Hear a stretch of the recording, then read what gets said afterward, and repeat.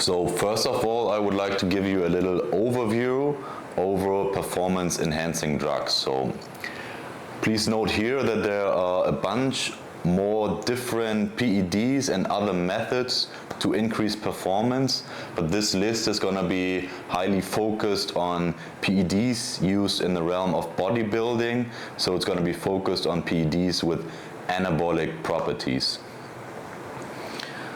First of all, we have anabolic androgenic steroids, or short AAS, and all compounds in this category promote anabolism through agonizing the androgen receptor in skeletal muscle.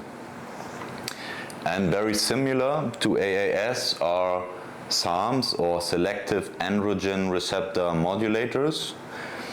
The main difference here is that SARMs are non-steroidal, so those are not steroid molecules, and they were developed to be much more selective on skeletal muscle than AAS.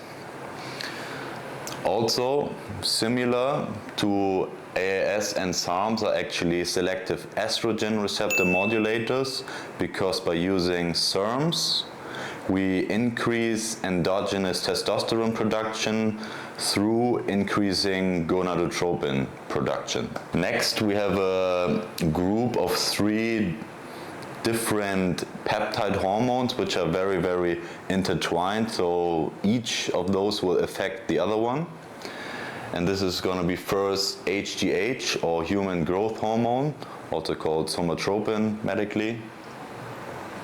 And this is a peptide hormone that will promote anabolism in nearly every tissue in the body, mainly bone and cartilage. But the main anabolism on the skeletal muscle actually happens through secretion of IGF-1 in the liver. Then we have IGF-1 and insulin. Those are very, very similar hormones, and they both can agonize each receptor. So insulin can agonize the IGF-1 receptor, and IGF-1 can agonize the insulin receptor. And those are mainly responsible for bringing nutrients into the cell, thereby promoting growth and anabolism.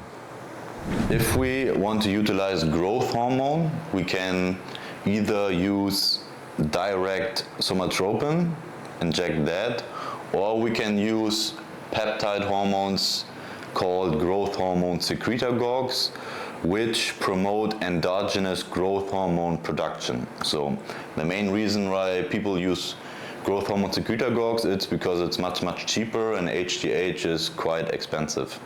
Usually, even though HGH, IGF-1, and insulin are peptide hormones on its own, they're usually kind of categorized as their own kind of thing. And growth hormone secretagogues are usually in the category of peptides. So when we talk about peptides, 90% of the peptides with anabolic properties are actually growth hormone secretagogues. Then we have a group of compounds which many bodybuilders use in a cut, and those are beta-2 agonists. This is, for example, clenbuterol. And the reason why we use beta-2 agonists, it is mainly because those will increase our metabolic rate. So by using beta-2 agonists, we increase our daily calorie expenditure, which will make it easier and faster to lose fat. Also, through agonizing the beta-2 receptors, we have some slight anabolic effects.